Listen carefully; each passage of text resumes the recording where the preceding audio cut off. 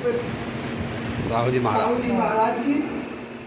इनके बारे में जैसा कि आप सारे लोग जानते हैं, इनको आरक्षण का जनक कहा जाता है। और अभी कल हमारे एक महापुरुष की जयंती थी, वीपी सिंह की।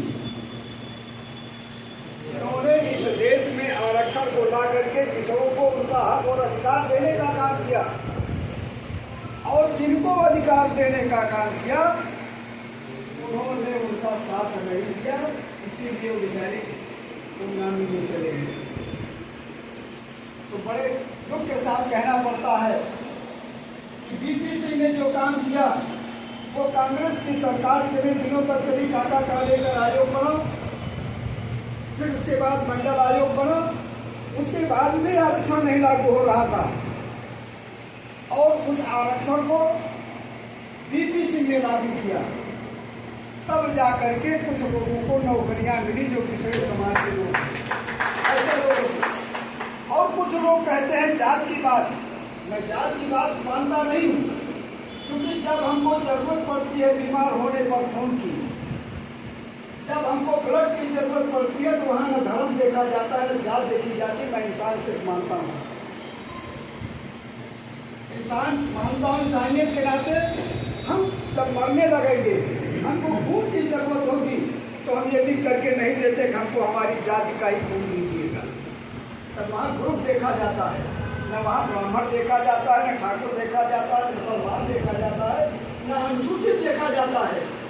तो छत्रपति साहू जी महाराज गुलामी के समय की बात थी, उन्होंने समाज को बहुत करीब से देखा था, और इस समाज के जो पिछड़े लोग थे, जो कमजोर लोग थे, उनके साथ नाइंसाफी हुआ करती थी, अन्याय हुआ करता था। उनको समाज की मुख्य धारा से जोड़ने के लिए इस देश में सबसे पहले अपने राज्य में आरक्षण लागू करने का काम छत्रपति साहू महाराज जी ने किया था।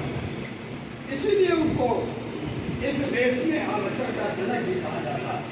तो साथियों, कोई चीज बुरी नहीं है, सिर्फ हमारी सोच और नजरिया हमारी बुरी हो सकती है। और यहाँ जितने लोग बैठे हैं, विभिन्न राजनीतिक दलों के हैं, विभिन्न विचारधारा के लोग हैं।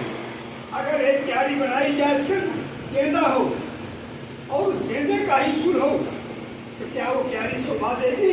या जिसमें गुलाब भी हो, चमेली भी हो, गेंदा भी हो, तरह तरह के फूल लगे हों, तो उस क्यारी की शोभा कुछ और ही होती है। तो कहने का मतलब ये है, इस देश में अमीर गरीब सारे लोग हैं। इस देश की तरक्की तभी होगी जब इस देश का कोई भी वर्ग, कोई भी तबका गरीब नहीं रह जाएगा। कहने का मतलब ये है कि अगर हमारा एक हाथ ना हो तो ये शरीर कभी पूरा नहीं कहा जा सकता। तब कहा जाए भाई एक हाथ से विकलांग है। अगर इस देश का कोई तबका गरीब रह जाएगा, चाहे वो अनुसूचित हो, चाहे पिछड़ा हो, चाहे मुसलमान हो, आज जो इस देश में जाति और धर्म के नाम पर लोगों को अपमानित और सम्मानित करने का काम हो रहा है, ये नहीं होना चाहिए। क्योंकि हम आप इंसान हैं, इंसान के नाते हम एक दूसरे को इज्जत देना चाहिए और सम्मान भी। या तो पढ़ा लिखा ज्यादा हो, या तो उम्र में ज्यादा हो, या तो उम्र में ज्यादा हो, या तो पढ़ा लिखा कोई योग्यता रखता हो। और यहाँ जो हो रहा है इस देश में जो सम्मान बढ़ रहा है, वो जाति और धर्म के नाम पर बढ़ रहा है।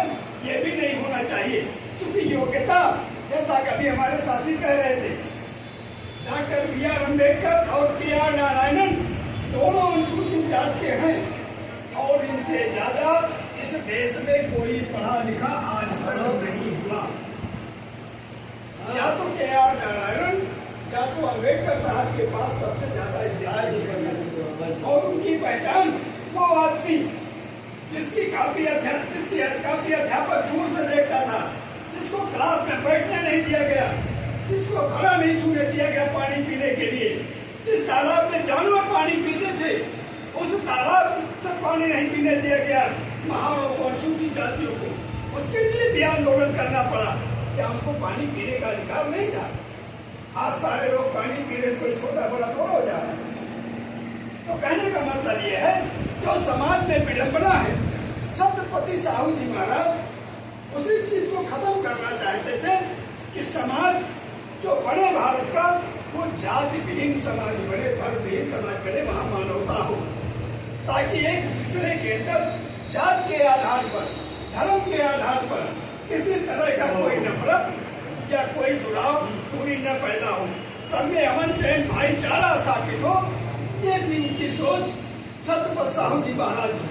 छत्रपति साहू जी महाराज गुलामी के समय में कितना बड़ा काम किया, वो काम आजादी के आंदोलन के बाद भी, आज हम आजाद हो गए उसके बाद भी वो काम करने में शर्म और शर्म आ रही।